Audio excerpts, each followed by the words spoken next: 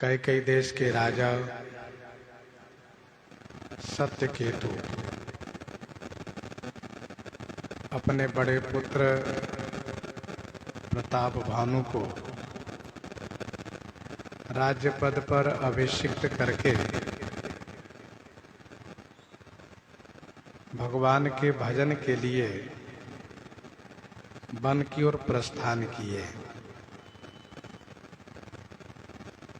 राजा प्रताप भानु जब राजा हुए तो पूरे देश में इसकी दुहाई फिरी। वेद विधि से प्रजा को पालन करने लगे। प्रजाजनों में कहीं भी लेश मात्र पाप नहीं है। राजा प्रताप भानु के सबसे बड़े शुभ चिंतक हितकारी धर्म रुचि नाम के मंत्री है।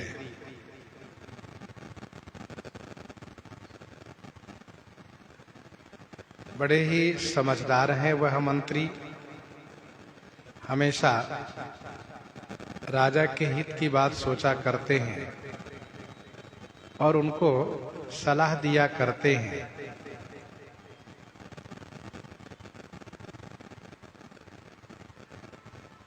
गोस्वामी श्री तुलसीदास जी महाराज कहते हैं कि मंत्री बुद्धिमान है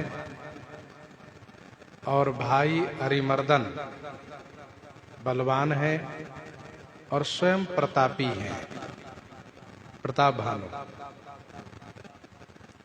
साथ में अपार चतुरंगनी सेना है तथा बहुत से योद्धा लोग हैं जो समर में जूझने वाले हैं, समर में जान की परवाह किए बिना लड़ने वाले हैं। जहां है दल, गए दल, रथ दल और पैदल, ये चार हो तो उसको कहते हैं चतुरंगनी सेना। और जहां साथ में सुभट भी हो, पांच हो, उसको अक्षोहिणी सेना कहते हैं।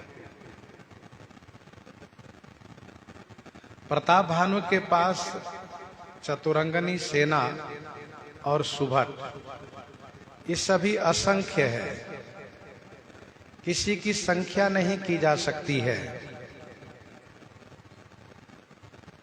वैसे शास्त्र में अक्षोहिणी की बात कही गई है। अयुतम च नागा त्रिगुणी रथानाम लक्षैक योद्धा दशलक्ष बाजी नाम पदाति संख्या खड़त्रिंश लक्षा अक्षोहिणीताम मुनियो वदंती।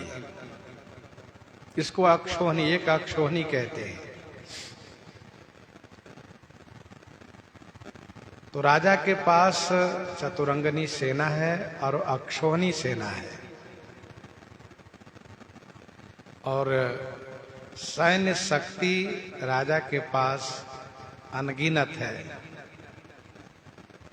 जिस राजा के पास सैन्य शक्ति मजबूत हो वह राजा विश्व विजयी होता है, बलवान होता है।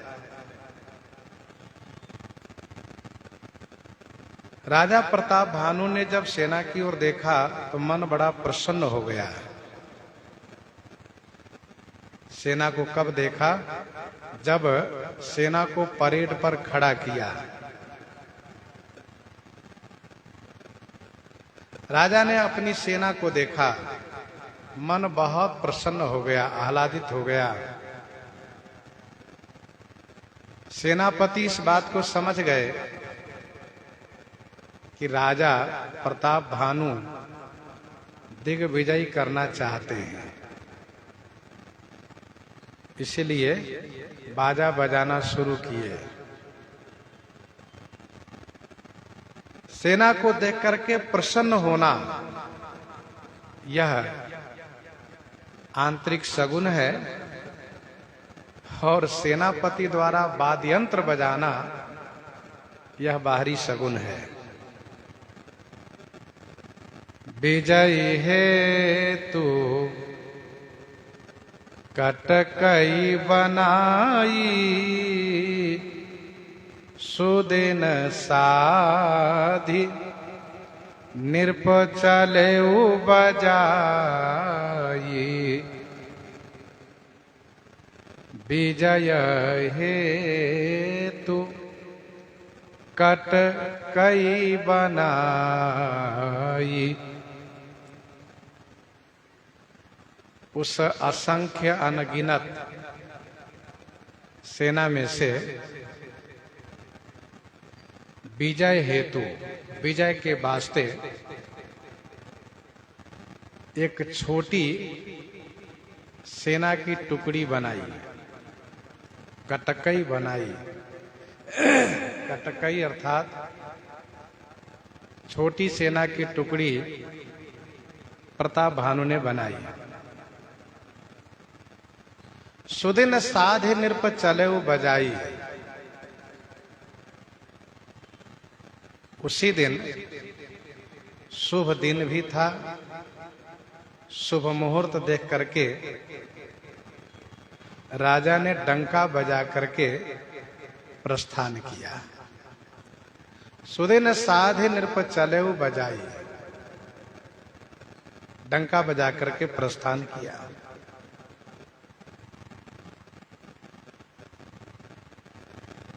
उन अपार सैन्य शक्ति में से एक छोटी सैन्य टुकड़ी बनाई है। बाकी सभी सैनिकों को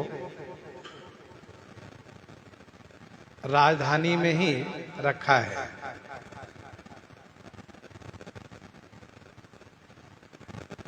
राजा की यह नीति है कि राजधानी की सुरक्षा भी चाहिए और साथ में कितनी संख्या में सेना चाहिए, इस बात पर भी इन्होंने विचार किया है। और उसमें भी जो खास ऐसे लोग साथ चलेंगे जो विशेष है, शुभ मुहूर्त देख करके। ज्योतिष शास्त्र का मानना है यदि शुभ मुहूर्त में कार्य किया जाएगा तो वह कार्य अवश्य सफल होगा। मुहूर्त का उपयोग अवश्य करना चाहिए। शुभ मुहूर्त,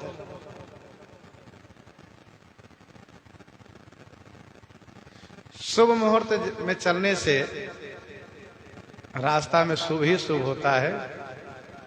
कहीं यदि थोड़ा बहुत अमंगल भी होने वाला हो तो वह अमंगल प्रभावी नहीं होता है।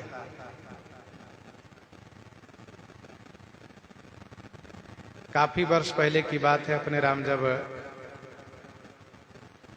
गुजरात की ओर जा रहे थे तो मथुरा स्टेशन पर पहुंचने से पता चला कि जाटों का आंदोलन चल रहा है और गाड़ी सब रोक दी जा रही है। उसी में एक पंडित जी ने कहा कि आप मुहूर्त देख के नहीं चले हैं क्या? मैंने कहा हम ही थोड़े नहीं, यहाँ तो बहुत लोग हैं। उन्होंने कहा लगता है सबका मुहूर्त गड़बड़ाई है। तो कहने का अभिप्राय उनका ये था कि मुहूर्त देख के चलना चाहिए, ना और कोई मुहूर्त मिल रहा हो तो कम से कम चौघड़िया का अवश्य सम्मान करना चाहिए। राजा प्रताप भानु को दिग्विजय करना है, इसलिए प्रताप भानु ने शुभ दिन देख करके डंका बजा करके प्रस्थान किया है। सुदिन साधे नृप चलेउ बजाई।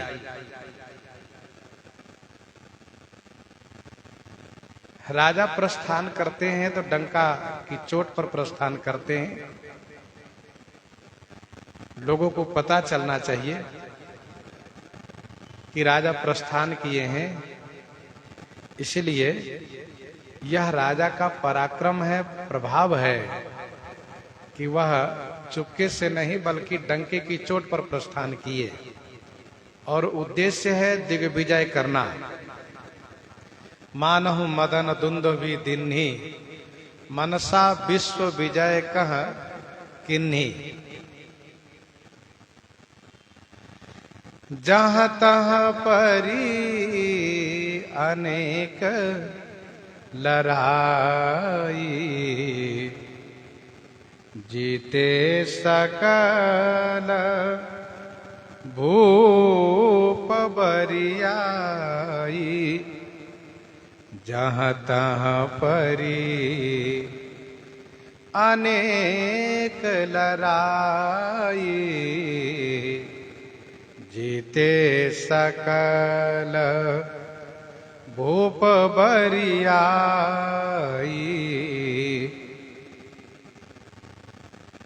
जहाँ तहाँ परी अनेक लड़ाई, जहाँ तहाँ अनेक लड़ाई लड़नी पड़ी। सकल भूप बरियाई जीते, सकल भूप माने सभी राजाओं को, बरियाई माने बलपूर्वक जबरदस्ती जीत लिए। जहां तहां परी अनेक लड़ाई, बहुत राजा लोग हैं इसलिए बहुत लड़ाई नहीं लड़नी पड़ी, फिर भी अनेक लड़ाई लड़नी पड़ी।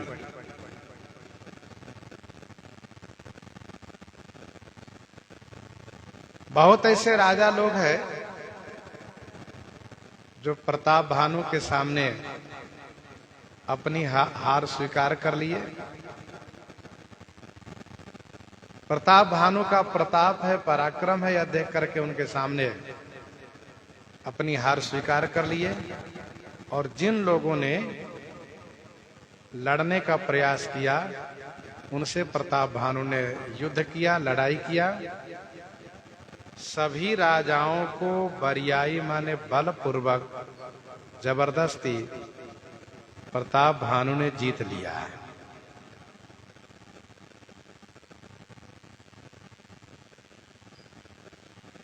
बहुत ऐसे राजा लोग हैं जिन लोगों को लगा कि अरिवस दैव जियावत जाही मरण नीक ते ही जीवन चाही, इसलिए हम लड़ेंगे। लेकिन प्रताप भानु पर काल अनुकूल है, इसलिए उस राजा की हार हो जाती है। आगे गोस्वामी जी इस बात को संकेत करेंगे कि जासु देश निर्पलीन छड़ाई समर सेन तज गयऊ पराई। सप्तदीप भुज बल बस कीन्हे लय लय दंड छाड़ी निरपदीन है। लय लय दंड छाड़ी निरपदीन है। सप्तदीप भुज बल बस कीन्हे।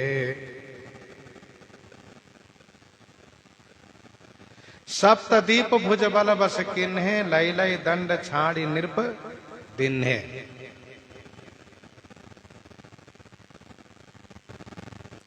सप्तदीप माने सातों द्वीप को राजा प्रताप भानु अपनी भुजा बल से बस में कर लिए। सप्तद्वीप भुज बल बस किन्हे लय लय दंड छाड़ी निरप दिन्हे। दंड लेकर के राज्य कर बांध करके उसे छोड़ दिए। राज कर बांध करके छोड़ दिए, वर्ष में तुमको इतना कर देना होगा।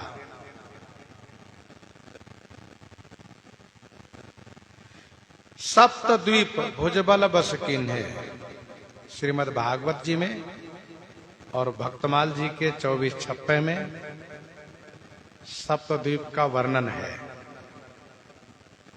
जम्बू द्वीप, पलक्ष द्वीप, सालमली द्वीप, कुश द्वीप, क्रौंच द्वीप, शाक द्वीप और पुष्कर द्वीप, ये 7 द्वीप है।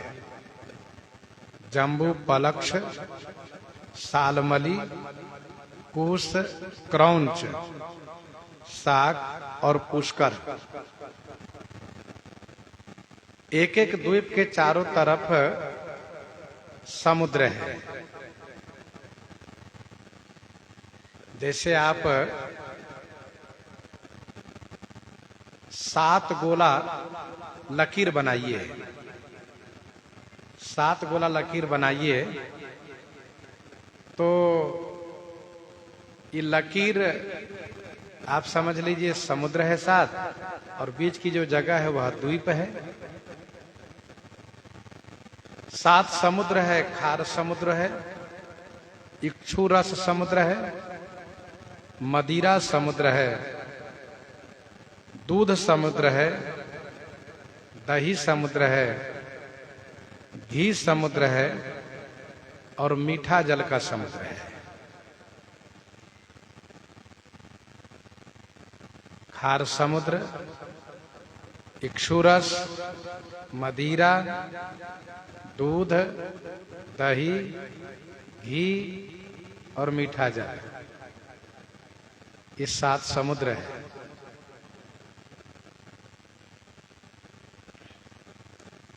हम लोग जम्बू द्वीप में हैं, तो जम्बू द्वीप के चारों तरफ खार समुद्र है। इसके बाद पलक्ष द्वीप है और उसके चारों तरफ इक्षुरस अर्थात गन्ने के रस का समुद्र है। एक बात और समझना चाहिए, यहां पर ध्यान रखना चाहिए कि खार समुद्र की चौड़ाई 1 लाख योजन है, तो फिर जो इक्षु रस का समुद्र है उसकी चौड़ाई 2 लाख योजन है, और इसी क्रम से दूना होता गया है। 4 लाख, 8 लाख, 32 लाख, 64 लाख, इस प्रकार से समुद्र की चौड़ाई बढ़ती गई है।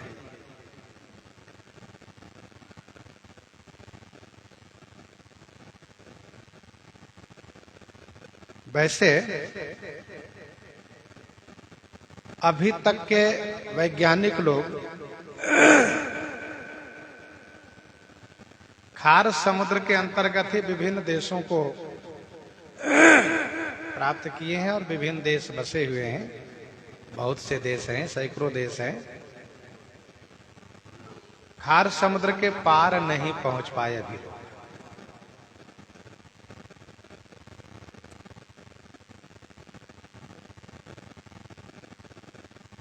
तो 7 समुद्र है, 7 द्वीप है। आपने सबका नाम भी सुना। राजा प्रताप भानु सभी द्वीप पर अपना आधिपत्य जमा लिए, अपनी भुजा बल से सबको जीत लिए। कोई छल कपट से नहीं, माया से नहीं, बल्कि भुजा बल से।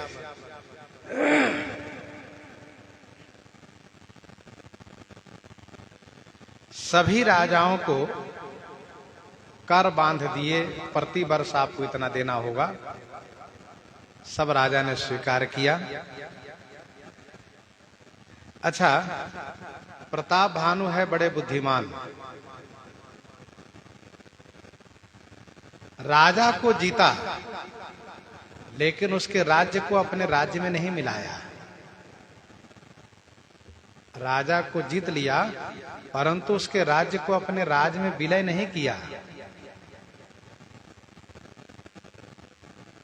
राज्य का विस्तार उतना ही होना चाहिए जितना कि उसकी सुरक्षा करने में, उसका देख रेख करने में कठिनाई न हो, परेशानी न हो। राज्य का इतना विस्तार नहीं कर देना चाहिए कि पता चला कि हम उसकी सुरक्षा ही नहीं कर पा रहे हैं।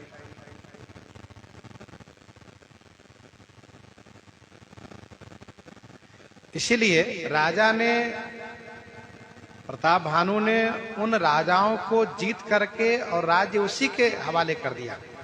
कहा कि तुम यहाँ के राजा रहो, तुम्हारा राज्य तुम्हारे ही पास रहे, उस राज्य को मैं अपने राज्य में नहीं मिलाऊंगा।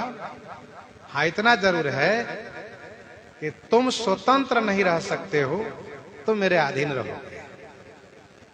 जब मैं बुलाऊं तब तुम आओगे, और साथ साथ तुम्हें वर्ष में इतना कर टैक्स देना होगा। यह प्रताप भानु की बुद्धिमानी है।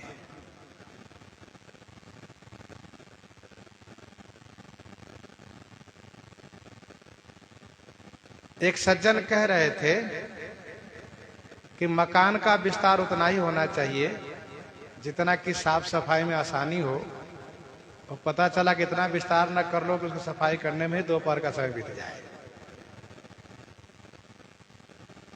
तो जितने सदस्य हो, जितने लोग हो, उसी के अनुसार मकान का भी विस्तार होना चाहिए, और राजधानी का भी विस्तार उतना ही चाहिए जितना कि सुरक्षित रहें, स्वच्छ रहें और सब सुखी रहें। इसलिए प्रताप भानु ने सभी राजाओं को राज्य दे दिया है, अपने राज्य में विलय नहीं किया है। एक प्रश्न ये है कि प्रताप भानु समुद्र को पार कैसे किया, समुद्र का पार कैसे किया, यह प्रश्न है। इसका समाधान संतों ने यह दिया है कि तब उस समय में समुद्र प्रतापी राजा को रास्ता दिया करते थे। रास्ता देते थे, इसलिए श्री राम जी भी रास्ता मांगने लगे थे। मागत पंथ कृपा मन माई, ऐसा पंडित श्री राम कुमार दास जी महाराज ने लिखा है।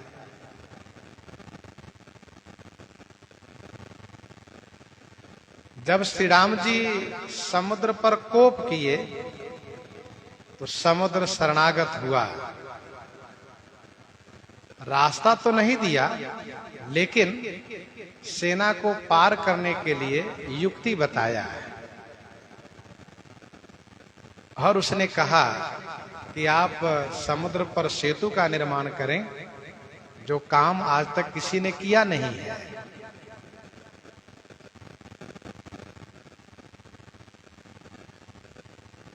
भगवान श्री राम जी ने कहा समुद्र से कि मेरी सेना पार हो, बस यही मेरा उद्देश्य है। समुद्र ने कहा कि आप समुद्र पर पुल बना दीजिए। पुल हम बनाएंगे कैसे? समुद्र ने सारी बातें कही। आपके पास दो ऐसे मिस्त्री हैं, कारीगर हैं कि वे पुल बनाने में सक्षम है, राजमिस्त्री है। उनका परिचय दिया और फिर कहा कि इसके बहाने से आपकी कीर्ति का विस्तार होगा। ए विधिनाथ पयोधि बंधाई, जहिया सुजस लोक त्यों गाई। इससे ऐसा लगता है कि जब वह श्री राम जी को पार होने के लिए युक्ति बता सकता है, इसका मतलब बहुत धर्मात्मा प्रतापी राजा को मार्ग भी देता रहा है। और फिर जब भगवान श्री रामचंद्र जी अयोध्या के राज सिंहासन पर विराजित होकर के जब संपूर्ण भूमंडल के राज्य को संचालन करना शुरू किए, और मानसकार ने लिखा भूमि सप्त सागर में खला, एक भूप रघुपति कोसला। तो तब सब जगह पुल तो नहीं बनाने गए श्री राम, और चक्रवर्ती सम्राट होने के नाते सभी राज्यों में, सभी द्वीप में जाना स्वाभाविक था। तो समाधान एक ये है कि समुद्र रास्ता देता था। दूसरा इसका समाधान ये किया गया है कि तब उस समय में भारत विकास में अग्रसर था। वैसे भारत को लूटने वाले बहुत लोग आए और यहाँ की संपदा को लूट लूट कर लेकर चले गए, फिर भी भारत अपनी संपदा में, अपनी संप्रभुता में हमेशा मजबूत रहा है देश। तो तब भारत का बहुत सुंदर विकास था। इसलिए ऐसे ऐसे विमान रहे हैं इस देश में, उस विमान के द्वारा विभिन्न द्वीपों में जाना आना आसान था। बड़े बड़े जहाज, बड़े बड़े विमान।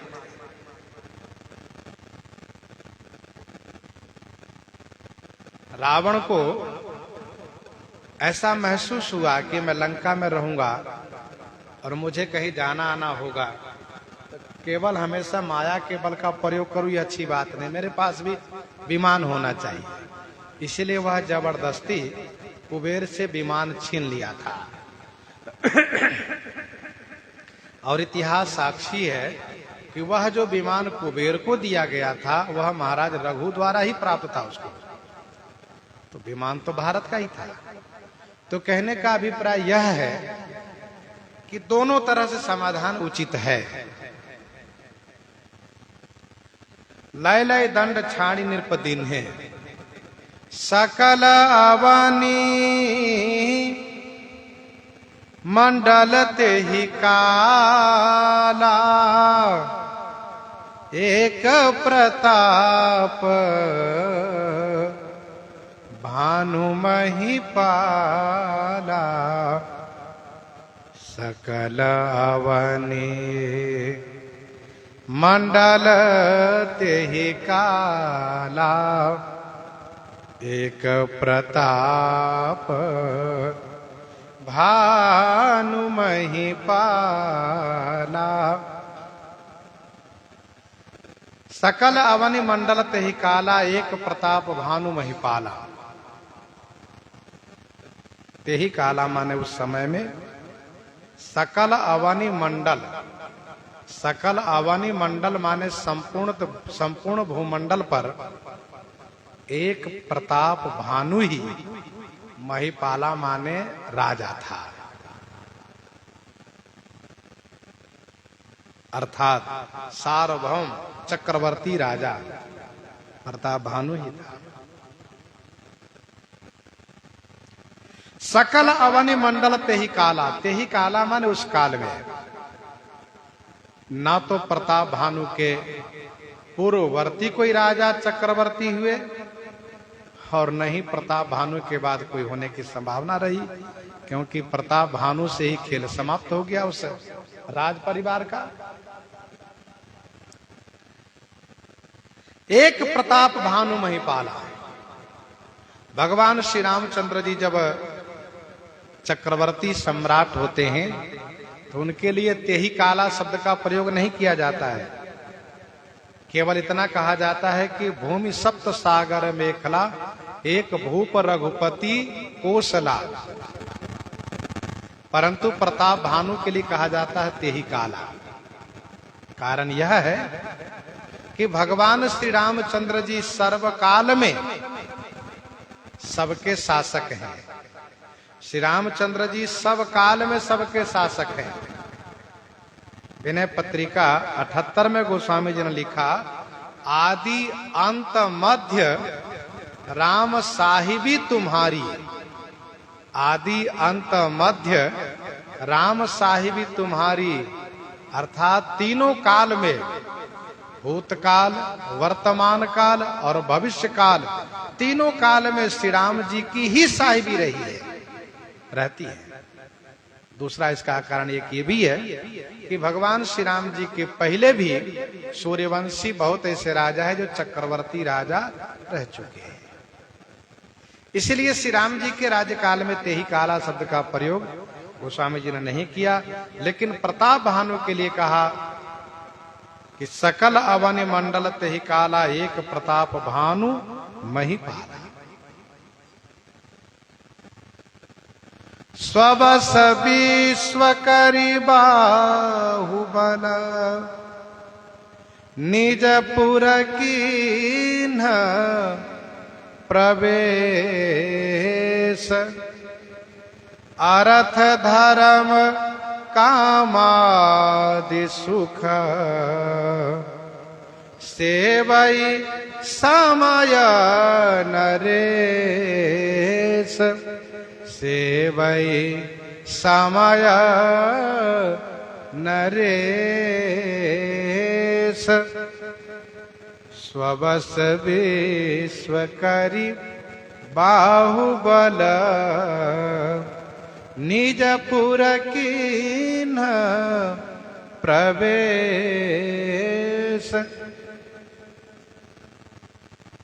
बाहुबल विश्व स्वबस करी, बाहुबल से विश्व को स्वबस करी माने अपने वश में करके राजा प्रताप भानु निजपुर के न प्रवेश, अपने पुर में प्रवेश किए, अपनी राजधानी में प्रवेश किए। अर्थ धर्म कामादि सुख सेवई समय नरेश। नरेश राजा प्रताप भानु अर्थ धर्म कामादि माने काम और मोक्ष सुख को समयोचित सेवन करते हैं। स्वबस विश्व करी बाहुबल निजपुर किन्ह प्रवेश। प्रताप भानु ने अपनी भुजा बल से विश्व को अपने वश में किया है, और यह जब रावण होगा तब भी इसमें वह पराक्रम रहेगा। भुजबल विश्व वश करी राक्षसी को न स्वतंत्र। मंडली कमनि रावण राज करई निज मंत्र। स्वबस विश्व करी बाहुबल निजपुर किन्ह प्रवेश। अपने पुर में प्रवेश किया, बड़ा उत्सव हुआ। महाराज दिग्विजय करके आए हैं। अब राजा प्रताप भानु इन चारों पदार्थों को अर्थ धर्म काम और मोक्ष, ये चार पदार्थ है, चार पुरुषार्थ है, चार फल है, इनको समय के अनुसार सेवन करता है प्रताप भानु। जब राज्यसभा में प्रताप भानु होता है तो अर्थ का सेवन करता है, क्योंकि राज्यसभा में राजस्व पर विशेष चर्चा होती है। कहां से कितना कर आया है, कहां का बाकी है, कितना खर्च हुआ है, कहां कितना खर्च करना है, तो सभी आय व्यय पर वह हिसाब रखता है, चर्चा करता है। राजा का जो वित्त मंत्री है, कोषाध्यक्ष, उस पर विशेष स्वयं ध्यान रखता है। और प्रातः काल वह पूजा पाठ करता है। ये धर्म का सेवन है, धर्म का सेवन है। प्रातः काल धर्म का सेवन करता है पूजा पाठ में, और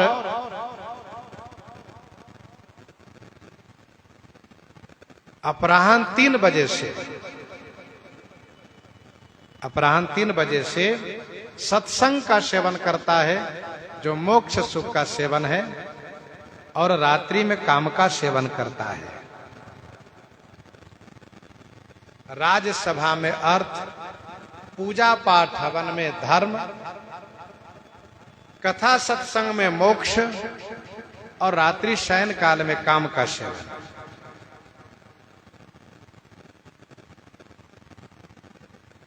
सत्संग ही मोक्ष सुख है। संत संग अपवर्ग कर कामी भव कर पंथ। संत संग अपवर्ग कर कामी भव कर पंथ। ये सत्संग मोक्ष देने वाला है। तथा मोक्ष सुख सुनुख गराई रही न सकई हरि भगति बिहाई।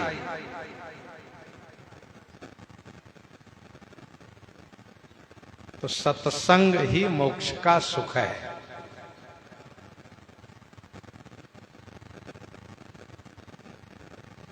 जब अर्थ धर्म कामादि चारों का नाम आया है, गोस्वामी जी ने दोहावली में भी चारों का नाम लिया है। 359 में गुरु संगति गुरु होई सो लघु संगति लघु नाम। गुरु संगति गुरु होई सो लघु संगति लघु नाम। चारि पदार्थ में गने नरक द्वारहु काम। चारि पदार्थ में गने नरक द्वारहु काम।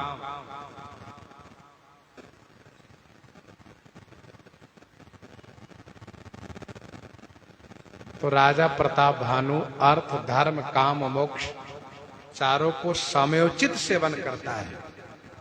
समय से, अर्थ के समय में अर्थ, धर्म के समय में धर्म, काम के समय में काम, मोक्ष के समय में मोक्ष, अर्थात समय का व्यतिक्रम नहीं करता है, समय का उल्लंघन नहीं करता है। जो जिसका समय है उसी समय उसका उपयोग करता है। प्रताप भानु सप्तांग राज्य से मजबूत है। ये राज्य सप्तांग माना जाता है।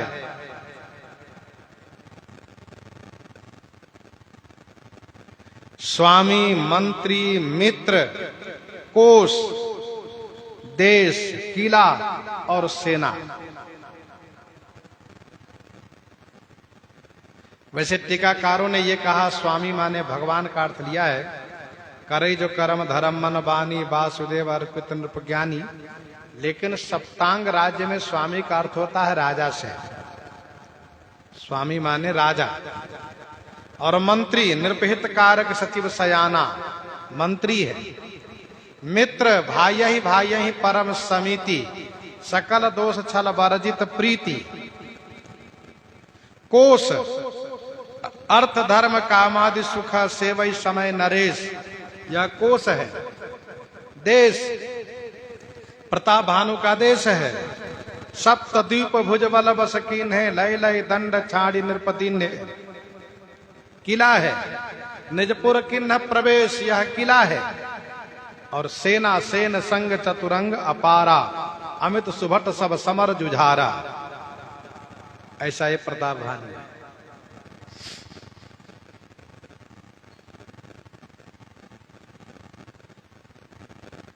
गोस्वामी जी महाराज आगे कहते हैं,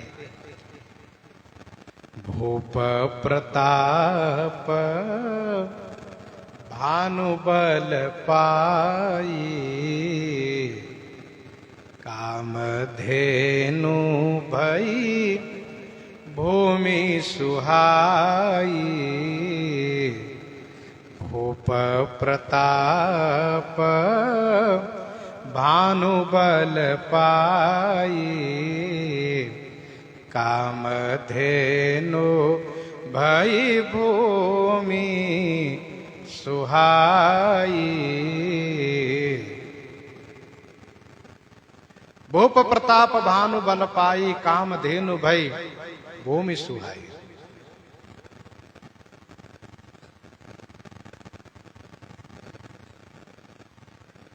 भूप माने राजा प्रताप भानु के बल पा करके भूमि सुहाई, काम धेनु भई। भूमि पृथ्वी, सुहाई माने सुंदर, काम धेनु हो गई। भूप प्रताप भानु बल पाई, काम धेनु भई भूमि सुहाई।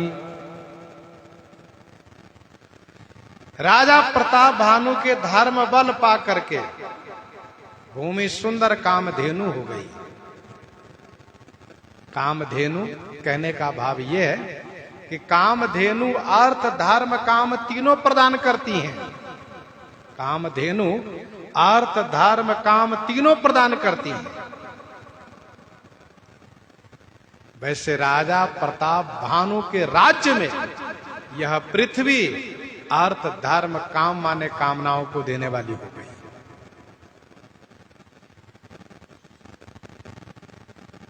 राजा प्रताप भानु के धर्म बल से पृथ्वी वसुधा हो गई। वसु माने धन को धारण करने वाली हो गई। ध्यान दीजिएगा,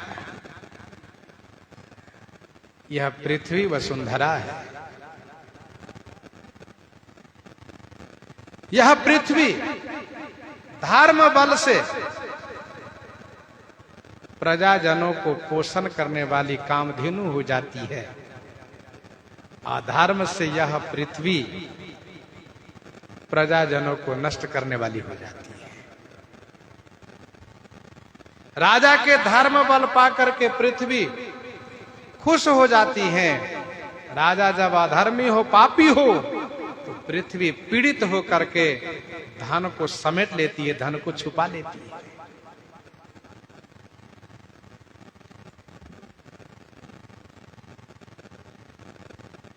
इतिहास साक्षी है। मलक्षों के राज्य में इतना आतंक हुआ, इतना अधर्म हुआ कि कितनी गरीबी हो गई थी। बहुत ऐसे संत महापुरुष व सज्जन लोग कथा सुनते हैं, वे सभी लोग ज्यादा नहीं 30-35 वर्ष पहले का इतिहास देखें, याद करें। और जो ज्यादा उम्रदार हैं वे 50 वर्ष 60 वर्ष पहले का इतिहास देखें। क्या स्थिति थी और आज क्या स्थिति है, यह देखें। और इसका कहीं ना कहीं कारण क्या है? ये हमारे संत महापुरुष गांव-गांव में जाकर के कीर्तन पाठ कराना, कथा सत्संग कराना, यज्ञ करना, बहुत ऐसे महापुरुषों का इतिहास है। सिद्ध महापुरुष स्वामी श्री रूप कला जी महाराज, स्वामी श्री पंडित राम बल्लभाशरण जी महाराज, तमाम ऐसे महापुरुषों के नाम आता है जो गांव में संकीर्तन शुरू करवाना, गांव क्या पाठ, रामायण पाठ करवाना। फटकशिला वाले स्वामी श्री नारायण दास जी महाराज हुए, तपस्वी जी, उनका नाम संकीर्तन। ये धर्म बल, धर्म बल, धर्म बल से पृथ्वी को प्रसन्नता होती है, खुशी होती है। धान धान्य से पृथ्वी संपन्न कर देती है। ठीक है, महंगाई बढ़ी है, लेकिन खाने की कमी नहीं है।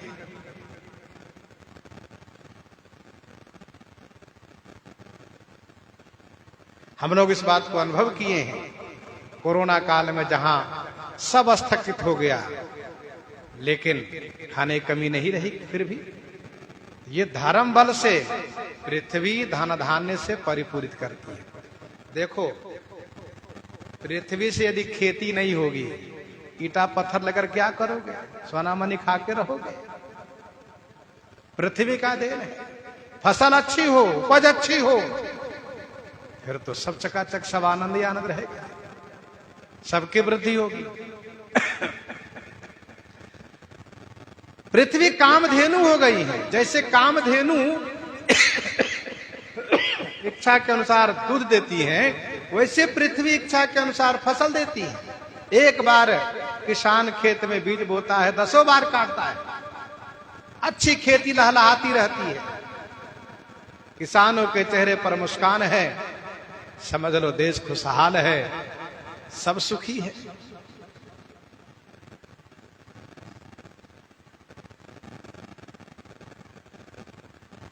तो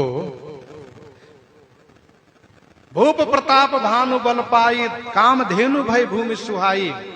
राजा प्रताप भानु का ये धर्म बल है, और जहां धर्म होता है वहीं तिमि सुख संपत्ति बिनहि बोलाए। तिमि सुख संपत्ति बिनहि बोलाए। धर्मशील पही जाहि शोभाए। धर्मशील होने पर, धर्म पारायण होने पर कैसे सुख आता है, इस बात को आप इस तरह से भी समझ सकते हैं। घर छोड़ करके बाबा जी बन जाते, पूजा पाठ भजन पारायण हो जाते हैं। अब क्या होता है, वे जहां जाते वहीं चकाचक हो जाता है। आश्रम बना, धर्मशाला बना, और फिर अन्न क्षेत्र चला, सेवा हो रही है, बाबा आ गए, आनंद ही आनंद है। क्यों? कहा बाबा के धर्म बन है। भाई जहां धर्म होगा वहीं तो सुखी रहेंगे सब। तो भूप प्रताप भानु चक्रवर्ती राजा है, इसीलिए उसके राज्य में सब जगह सुख ही सुख है। धर्म के अभाव होने पर सुख का अभाव होता है। सुख चाहे मूढ़ न धर्म रता, सुख चाहे मूढ़ न धर्म रता। देखो, सबका अपना अपना कर्तव्य ही पालन करना धर्म होता है। साधु बने, हम अपना भजन पूजन खूब करें, पूजा पाठ करें, यही धर्म बल है। सब आनंद रहेगा।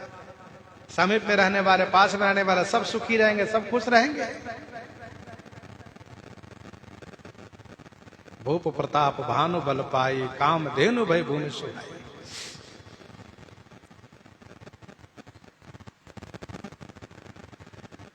देखो, ये पृथ्वी जो है ना, कामधेनु है। राजा का धर्माचरण ही हरा हरा घास है, और प्रजा ही उस गौ के बछड़ा है।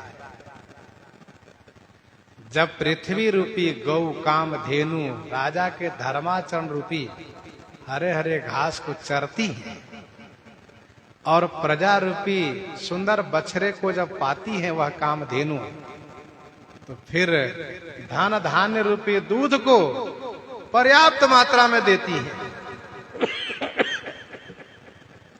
गोस्वामी जी ने इस बात को कहा दोहाबली 512 में। दोहाबली 512 में,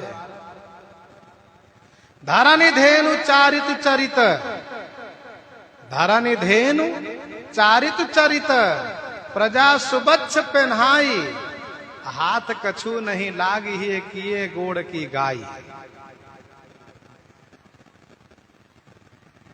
अब कोई गौ के बछड़ा दे, गौ के बछड़े के जन्म होते ही बछड़े को मार डालें, और फिर नए ढंग के युक्ति से दूध दोहन करें, नए ढंग की युक्ति से सुई आदि लगवा करके पांव बांध करके, तो कहा उससे कोई लाभ नहीं होने वाला, उससे कल्याण नहीं होगा।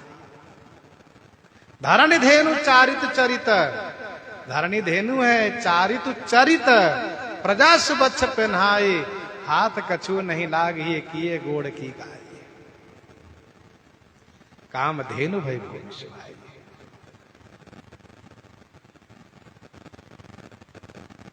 सब दुख वर्जित प्रजा सुखारी।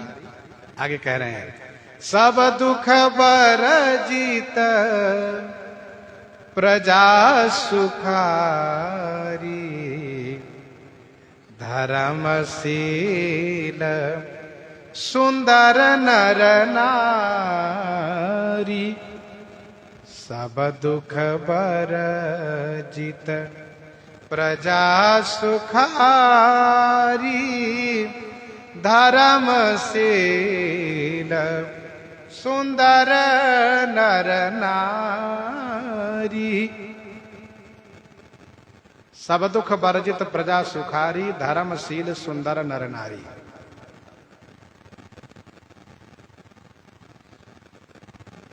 समस्त दुखों से वर्जित माने रहित है, और सभी सुखों से अर्जित है। सभी दुखों से वर्जित हैं, सभी सुखों से अर्जित हैं। सब दुख वर्जित प्रजा सुखारी, प्रजा सुखी है। क्यों? कहा धर्मशील सुंदर नर नारी। सब धर्मशील है, सुंदर है नर नारी। सब नर नारी धर्मशील है और सुंदर है।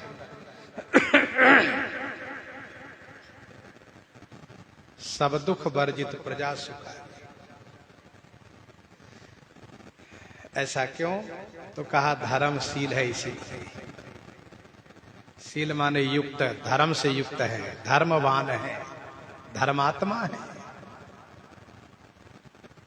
वर्ण आश्रम निज निज धर्म निरत वेद पथ लोग, चलहि सदा पावहि सुखहि नहीं भय शोक न रोग।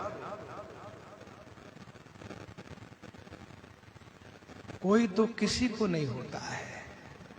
देखो, जीवन जब प्रमादी होता है तभी जीवन में दुख आता है। आलसी को दुख शुरू हो जाता है आना। जीवन प्रमादी नहीं होना चाहिए, जीवन धर्म पारायण होना चाहिए। एक मनुष्य का जो कर्तव्य है वह कर्तव्य पालन होना चाहिए, पशु वाला काम न हो। समय से भोजन हो, समय से शयन हो, समय से जागरण हो और समय से ही सभी दिनचर्या होनी चाहिए। भजन, पूजन, स्वाध्याय, साधना सबका समय निर्धारित कर ले। वह मनुष्य बुद्धिमान होता है जो अपने लिए दिनचर्या स्वयं निर्धारित करता है।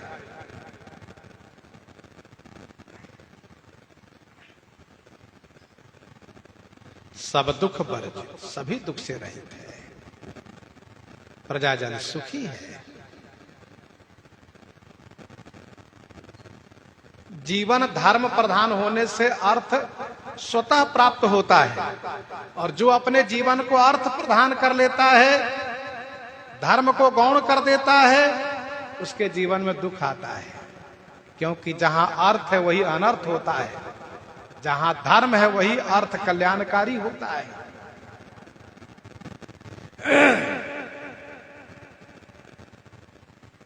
सब दुख वर्जित प्रजा सुखारी। धर्मशील, सभी धर्मशील है, सब सुंदर है। अर्थात पृथ्वी रूपी कामधेनु ने प्रजाजनों को तीनों दिया है।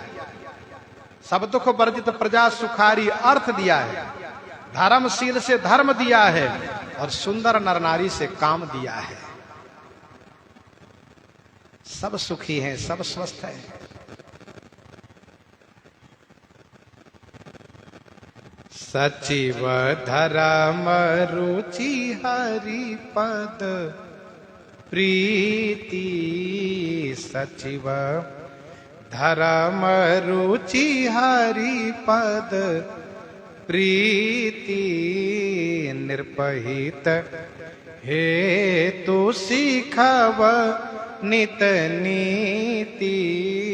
निर्पहित हेतु सिखव नित नीति।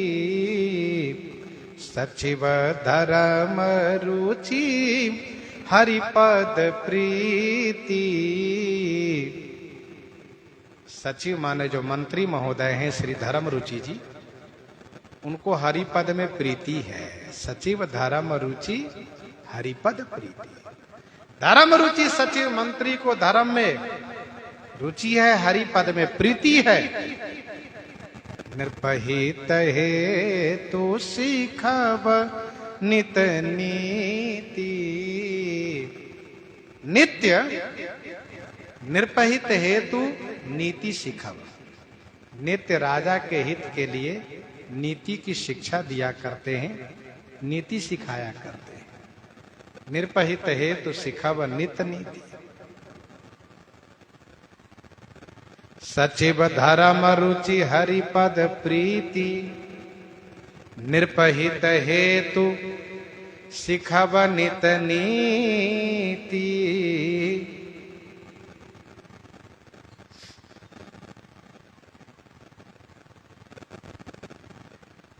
धर्म रुचि मंत्री हैं, जथा नाम तथा गुण है।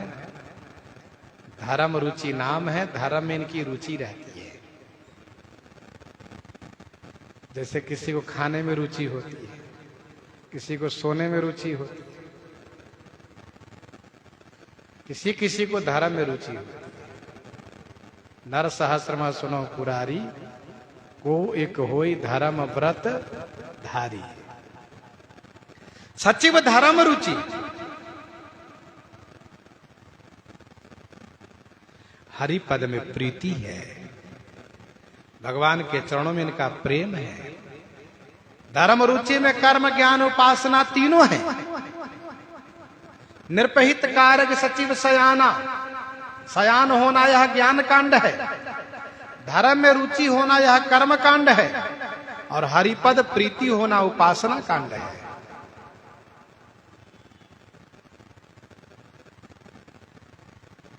मानव जीवन में जब हरि पद में प्रीति उत्पन्न हो जाती है तो फिर उसका पतन नहीं होता, आने वाले समय में उसका उत्कर्ष होता है, वह आगे बढ़ता है, पीछे नहीं गिरता है। भगति बीज पलटे नहीं जो जुग जाए अनंत, ऊंच नीच कुल उपजे हो ही संत के संत।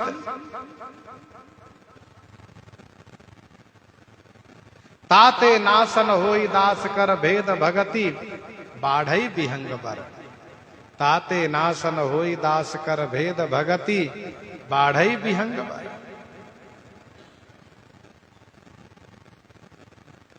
गीता जी में भगवान श्री कृष्ण चंद्र जी कहते हैं 9वें अध्याय 31वां श्लोक में, कौन्तेय प्रति जानीह न मे भक्तः प्रणश्यति, न मे भक्तः प्रणश्यति। निर्पहित हेतु सिखवनित नीति, क्योंकि राज के रहे नीति बिन जाने। ऐसा नहीं राजा नीतिवान तो नीति की शिक्षा मत दो, सो नहीं। फिर भी रोज नीति की शिक्षा मंत्री महोदय देते हैं, रोज सिखाते हैं। राजा प्रताप भानु इनकी बात को मानते नहीं है।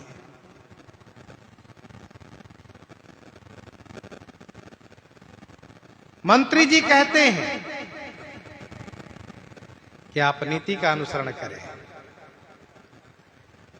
राज्य कोष में धन का संवर्धन हो रहा है तो उसको धर्म में उपयोग करें आप, जिससे आपका राज्य को सुरक्षित रहे।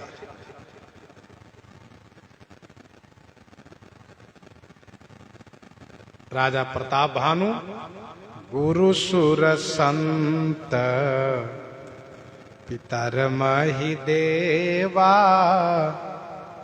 गुरु सुर संत पितर महि देवा,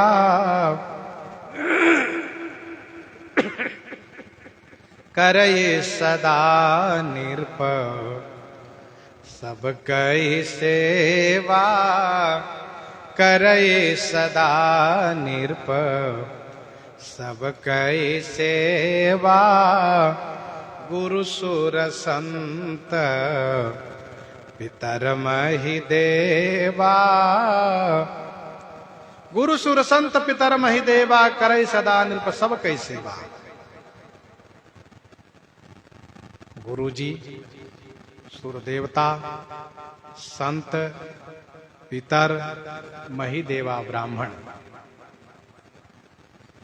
निरप सदा सबकी सेवा करई। निरप राजा प्रताप भानु सदा हमेशा सबकी सेवा करते हैं। गुरु सुर संत पितर महि देवा, करई सदा निरप सबकी सेवा। यह एक प्रकार के पंचदेव ही हैं। गुरु जी की सेवा करना, देवता की सेवा करना, संत की सेवा करना, पितर की सेवा करना, ब्राह्मण की सेवा करना, इन सब की सेवा करते हैं।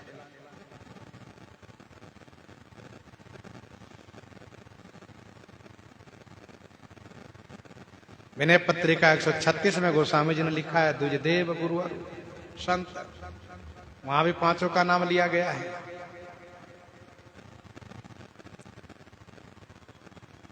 राजा सबकी सेवा करते हैं। गुरु जी का नाम पहले दिया गया क्योंकि तुमते अधिक गुरु जिए जान। गुरु जी की सेवा करते हैं, देवता की सेवा करते हैं, संतों की सेवा करते हैं। पितर, पितर रूप में भगवान ही तो हैं। ब्राह्मण की सेवा करते हैं। भूप धर्म जे वेद बखाने सकल करई सादर सुख माने। भूप धर्म जे वेद बखाने सकल करई सादर सुख माने। भूप धर्म जे वेद बखाने, वेदों में जो राज धर्म बखान किए गए हैं, भूप धर्म जे वेद बखाने, वेद में जो राज धर्म कहे गए हैं, राजा का धर्म कहे गए हैं, राजा प्रताप भानु सकल सादर सुख माने करे। प्रताप भानु सभी को सादर माने आदर पूर्वक, सुख माने माने सुख मान करके करते हैं। सकल करें सादर सुख माने। भूप धर्म जे वेद बखाने सकल करे सादर सुख माने।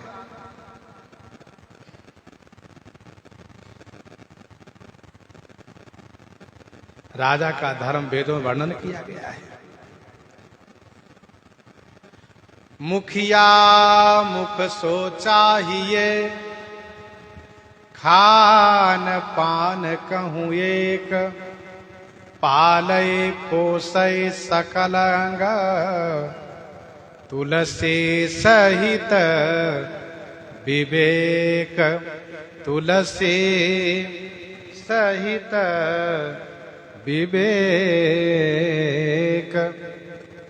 राज धर्म सर्वस यतनोई, जिमि मन माह मनोरथ गोई। राज धर्म सर्वस यतन।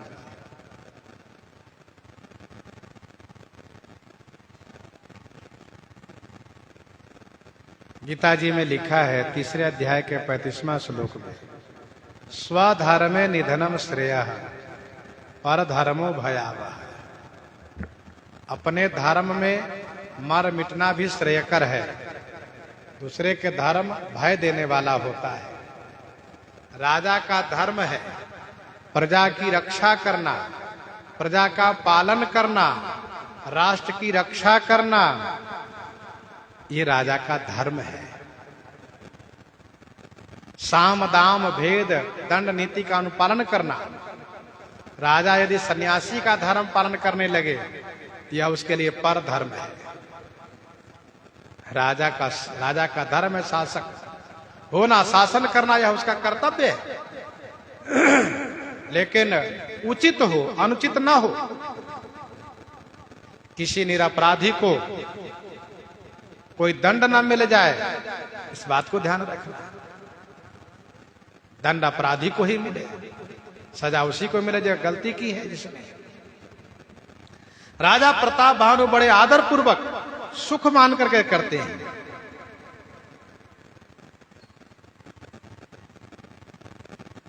सकल करे सादर सुख माने। दिन प्रति देई, दिन प्रति देई, विविध विधि दाना। दिन प्रति देई, विविध विधि दाना। सुनई शास्त्र वर वेद पुराना। सुनई शास्त्र वर वेद पुराना। दिन प्रति देई, विविध विधि दाना। प्रतिदिन विविध विधि माने अनेक प्रकार से दान करते हैं प्रताप भानु। ऐसा नहीं कि समय से व तीर्थ में दान करना, सो नहीं, प्रतिदिन अनेक प्रकार से दान करते हैं। गजरथ तुरग हेम गो हीरा, दिन है निपनाना विधि चीरा। तो प्रतिदिन दान करते हैं राजा। जैसे प्रतिदिन स्नान करते हैं, प्रतिदिन भोजन करते हैं, वैसे प्रतिदिन दान भी करते हैं। सुनाई शास्त्र बर वेद पुराना, बर माने श्रेष्ठ वेद पुराण, और शास्त्र से कथा सुनते हैं।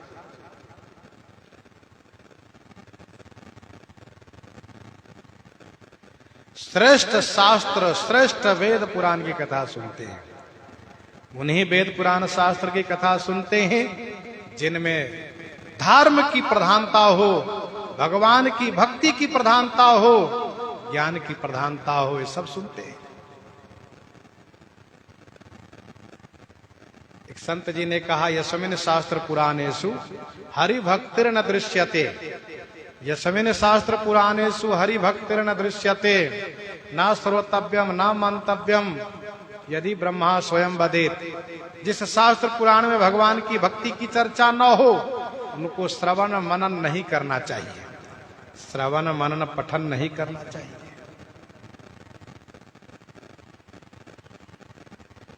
सुनाई शास्त्र पर वेद पुराण। देखो, राजा को नित्य धर्म इतिहास भी सुनना चाहिए, वैसे मनुष्य मात्र को धर्म इतिहास सुनना चाहिए। कहाँ ही वशिष्ठ धर्म इतिहासा, सुनहि महिष सहित रनिवासा। पूर्व काल में ऐसा था, गांव देहात में भी जो वयोवृद्ध हैं वे रामायण, भागवत, सुख सागर, विश्राम सागर, भक्तमान लेकर बैठते थे और लोग सुनते थे।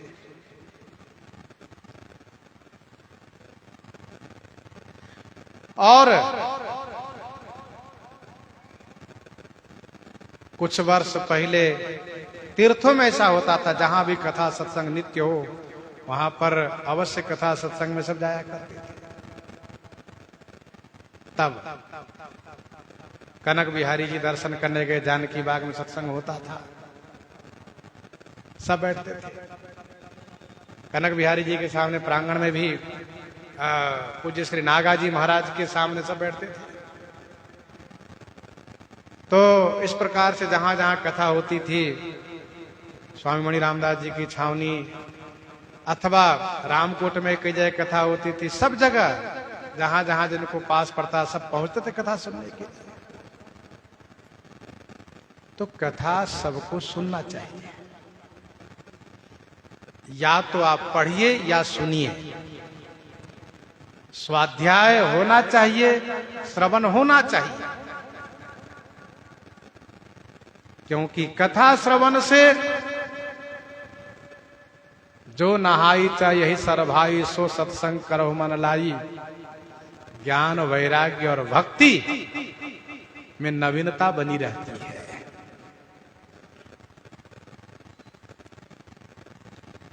सुने शास्त्र वर वेद पुराण, नित्य कथा सत्संग का आयोजन होता है। नाना बापी कुपतड़ागा सुमन बाटिका सुंदर बागा, सुमन बाटिका सुंदर बागा,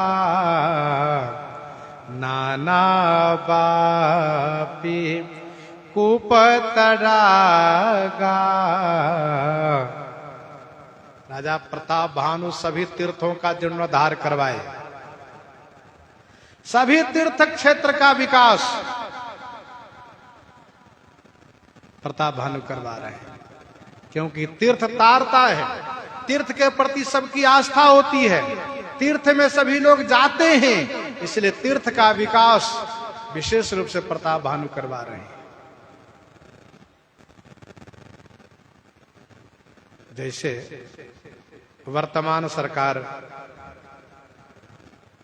माननीय योगी आदित्यनाथ जी सभी तीर्थों पर विशेष ध्यान रख रहे हैं।